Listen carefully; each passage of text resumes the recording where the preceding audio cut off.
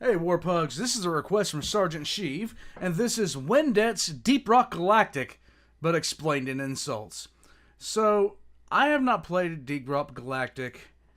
It looks fun, but the chances of me actually being able to play it are non-existent.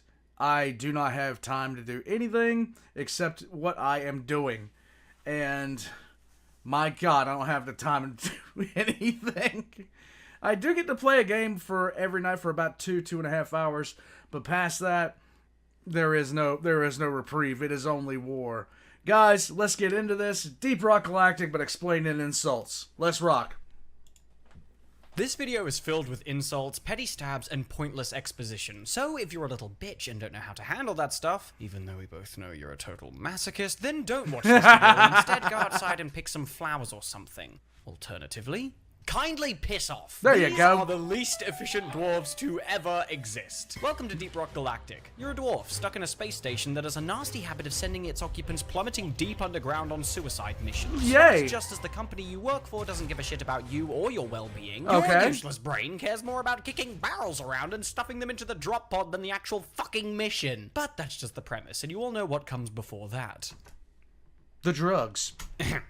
First of all, context. Okay. Hi, I'm Windette. Hi, Windette. You likely know me from my incredibly patient guides to Hollow Knight, where I bully hopeless viewers into situations that they should want to avoid. Okay. In today's episode, we're delving deep into the cavernous and carnivorous world of Deep Rock Galactic. I'm Okay, here so here's for the it. basic gist. You're an alcoholic, destined to die on some perilous mission deep below the surface of an incredibly inhospitable planet that's filled from head to toe in flesh-eating insects. If that alone wasn't enough Sounds like anywhere in the Eastern Fringe. to deter you, the booze is shit. Management cares less about you than you care about your hygiene, and the greatest achievement you will ever perform equates to stuffing every barrel on this space station into the drop pod before a mission. But sure, even we know how you're still alive, but fuck it if I'm not gonna stick around and see how this shit show ends. Part 1. Let's go. The mission. All right. Management called, and they want you to drag your short, scruffy-looking ass into the drop pod to be sent God knows where on another fetch quest. First, finish your drink, select your location, get in the drop pod, and then yeet down into the atmosphere. Go As the for it. altitude meter drops into the negatives, and the shuttle shakes and groans to a halt. The door opens, your gun readies, and it's time to explore. What's on today's to-do list? Get this thing started and grab some of these as a bonus, right? Okay. At least for your sake, they know not to make it complicated. Strangely enough, the missions are never too difficult to understand, because management is far too aware of what they're working with. This. They know that any more than single-word instructions is already getting on the complicated side, so instead of bothering with giving you some kind of heads up, they're just gonna let you know once you get there, along with everything else. Now, you're not exactly qualified for this shit, so of course your first mission is going to look something like running around blindly in an attempt to find whatever your objectives are, getting horribly lost and realizing that you have no idea how to find your way back, getting Right. swarmed by a huge mob of angry insects, survive your first encounter, getting lost again, getting swarmed again, running out of ammo mid-fight, panic, run around in circles for less than 15 seconds, and fucking die. Right, no surprise. Cheers. This is there. Part 2. Characters. Okay. Guess what? You died. And if you're wondering what went wrong, you stepped foot onto the fucking drop pod, and that was your first mistake. Thankfully, management is aware that usually one dumbass isn't enough to finish the job, so they hired a few more idiots to try and lower the odds of failure from guaranteed to 99.7. The Hey! different morons you can pick from range from Walmart Spider-Man, definitely unqualified, a literal mole, and a big man with a big gun that goes... Thankfully, each of these classes are Works. just as viable as each other, with the obvious drawbacks of each being low firepower but can go fast. We'll have way too much to deal with, gets lost in the wall somewhere, and doesn't know what to do when everything's dead. DRG recommends playing this game with friends, but I know that's a bit of a tall order for someone like you, so... How about we cover some other stuff first? Part 3. Okay. Hazards. Yes. There's a difficulty system inbuilt to DRG known as the hazard rating. Okay. Put short, the higher the hazard, the higher your odds of being fucking dismembered. But as a bonus, higher hazard ratings also give significantly bigger rewards and also act as a gateway to completing numerous achievements. Okay. But aside from the difficulty rating, there are some other things that are definitely likely to kill you. Okay. Like fucking everything. Okay. The literal first thing you're met with once you leave the drop pod is the suffocating realization that you can't fucking see. You're some 1,000 meters below the surface, and the only two things granting you vision are your headlamp and pocket flares, and you barely even know how to use them. You Okay. can't see the floors, walls, ceilings, enemies, anything without light, and given how everyone but the scout is only ever equipped with 4 desperately slowly recharging flares, you will undoubtedly be spending a lot of time down here peering into what looks like the insides of your skull. And if that alone wasn't enough, the next thing's out to kill. You know what? I always pictured it being more smooth, but still. You are none other than the very things designed to help you down here. Okay. Meet Molly. When she's not Hey, Molly. wandering off to some location you were in a short number of seconds ago, she'll be sitting on ceilings, clambering up walls, approaching desired locations at a fucking snail's pace, and pushing you off cliffs. She's a total asshole. Aside from the fact that she is literally one of the most important members of any expedition, she also sucks at her fucking job. Even the dwarves know this, and this game wastes no time in convincing you that Molly could honestly just be replaced by a futuristic wheelie bin and would do a much better job. There you go. Part 4. Missions. There's a few different ways that you can please management down here, and thankfully the work never seems to fucking end. While the majority of missions are fetch quests involving you just collecting stuff, sometimes they can be a little more interesting. Like building pipelines to suck up liquid minerals or drilling into the side of a giant sentient rock? Anyway.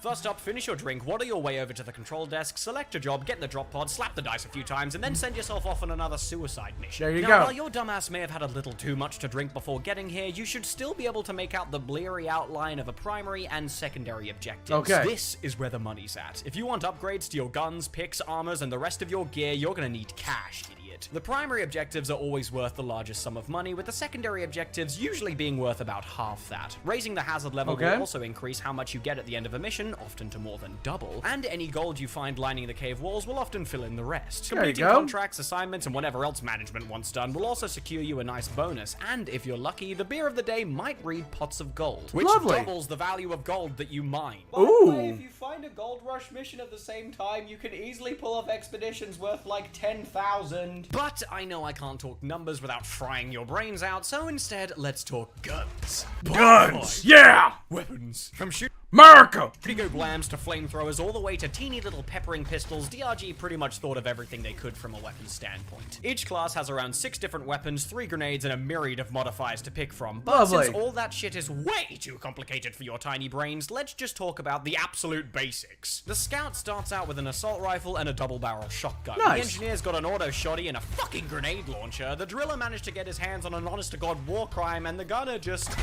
Hopefully you guys have managed to work out that none of these loadouts are even remotely alike, and this is only made more drastic when you discover that they each have their very own class-defining gear. Scout is equipped with a grappling hook and a flare launcher. He can zip around to virtually any location without effort, and has the ability to launch incredibly bright flares into the floors, walls, and ceiling. The downsides of these being that the flare launcher can often end up being used way too much, and when you actually need to light up an area way above you, you're suddenly fresh out of ammo and are standing there scratching your beard wondering what went wrong. The second downside being that the mistakes were made. The Scout never seems to learn that blindly grappling to a surface 50 feet in the air will often put him in situations like this, in which his only 2 options are to plummet to the ground at Mark 5 or wait for the bugs to find him. The Engineer comes stock standard with something that he absolutely should not be qualified to own, and a gun. The Sentry is honestly a very self-explanatory thing. You plonk it down, smack it with a hammer, because of course that's how you build things in video games. Yes. Team Fortress 2 taught me that anytime I want to create a mass weapon of destruction, the only thing I need is a wrench and a hammer.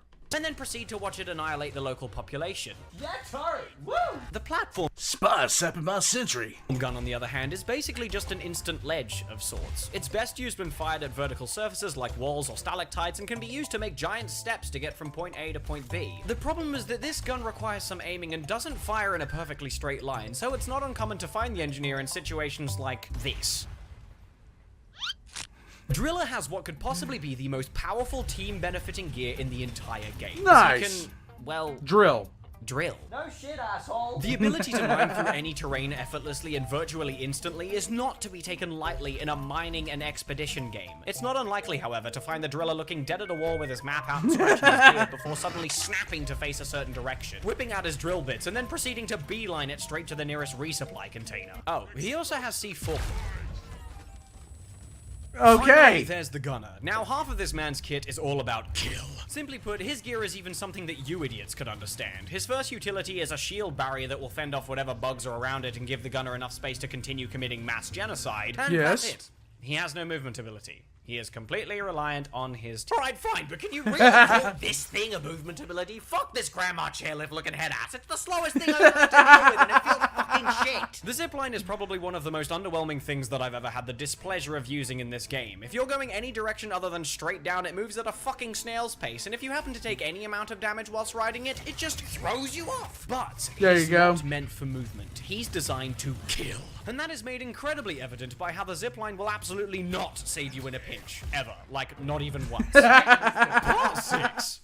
Gameplay. Alright, Yes. the last few chapters had too much information for your My brain is overloaded. Please help. pathetic brains to process, then just try your best to focus on this one instead. Okay. First up, finish your drink, waddle your way over to the control desk, pick a mission, get in the drop pod, and then give the dice a good old slap. From Yes! here, strap in your seatbelts and try not to throw up on the way down. Once landed, whip out your gun, toss out a flare, and it's time to start exploring. First things first, clear the starting area. This is Okay. done by locating whatever minerals and collectibles there are scattered around the place, and the most likely things to find here are nitra and gold, with maybe a flower or two on the side. Okay. Gold, put simply, is just money, which makes it pretty self-explanatory. And Money! nitra is used to request something called a resupply unit. Remember how you ran out of ammo the first time you dropped down here and fucking died? Right. Yeah? This is how you avoid that. Please remember. It costs exactly 80 nitra to call down a resupply pod, and a typical nitra vein will have about 40 in it. In other words, 2 veins of red stuff equals you're less likely to die down here. Got it? Okay. Assuming you're completely alone down here and don't have someone else telling you how all this stuff works, then you've probably got 2 companions with you, Molly and Bosco. You can Okay. summon Molly to your location, granted about as quickly as Grandma's chairlift, by pressing C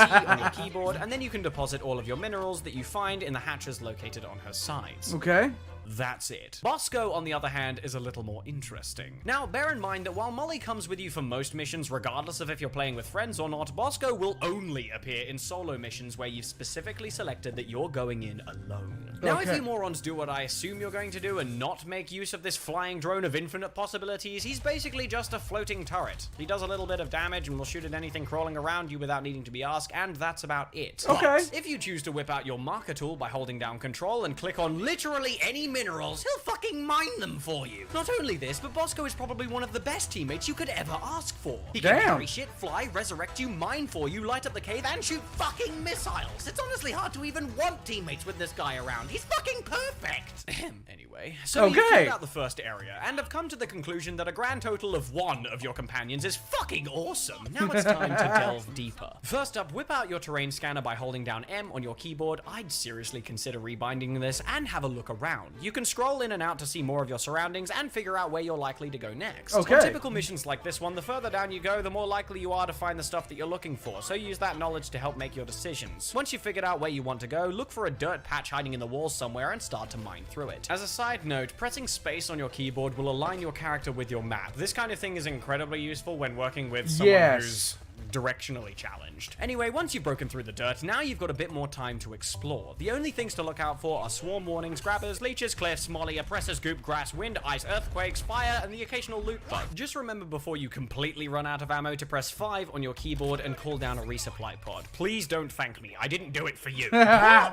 7, I think? I don't know, I lost count. Okay. So this is for the one idiot out of you who actually survived the mission. You've managed to snag your main objective and maybe even have your second? Okay, look, nobody's perfect. Once the main objectives get completed, a little button will appear on Molly that'll call down the drop pod. Press it, and management will send a giant drill-nosed spacecraft hurtling towards the surface at an alarming speed. The Okay. shuttle, of course, always lands nowhere fucking near you. It's not like Molly was the one to send out the signal, right? It's not like I've just gone further and further down, right? It's not like the resupplies always land where I asked them to, right? Right. Why can't this damn shuttle go where I want it to? Because God hates you, and you must understand this. Apparently. Anyways, once the drop pod has landed, you'll have about 5 minutes to scramble your way back to it in one piece. If you accidentally get lost though, don't worry. Molly will leave behind some very helpful indicators telling you to walk sideways up a fucking wall to get back. Are you kidding me? And so the madness begins. Molly can go get fucked. We'll find our own way back. But man, I wish we remembered to pick up these minerals on the way in. Fuck it, there's no time for that. We gotta go.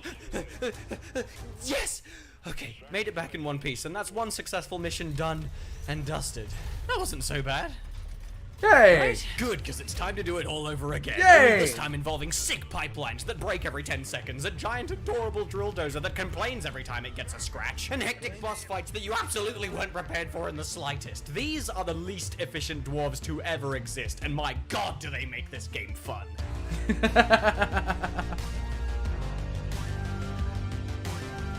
Hey, thanks for watching.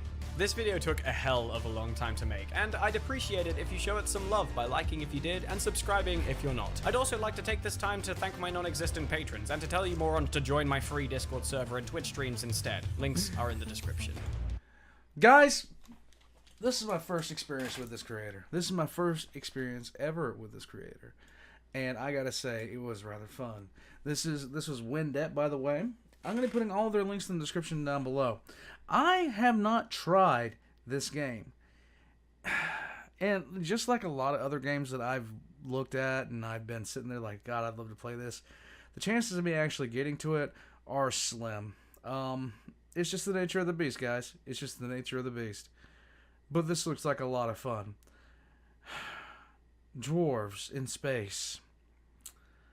I thought they got eaten by bugs, but apparently this is before the Tyranids snacked on the dwarves. That's a 40K reference if you don't know, and if you did know, good on you. If you don't, then don't ask me to explain it, because good God, I'd be here for 3 hours. Other than that, guys, I'm going to jump out. I will catch you next time. Check the links in the description below for all of Windette's links, and for mine, including Discord, everything like that. I will catch you guys next time. I hope you guys have a great day. Dwarves, beer, rocks. What more is there to say?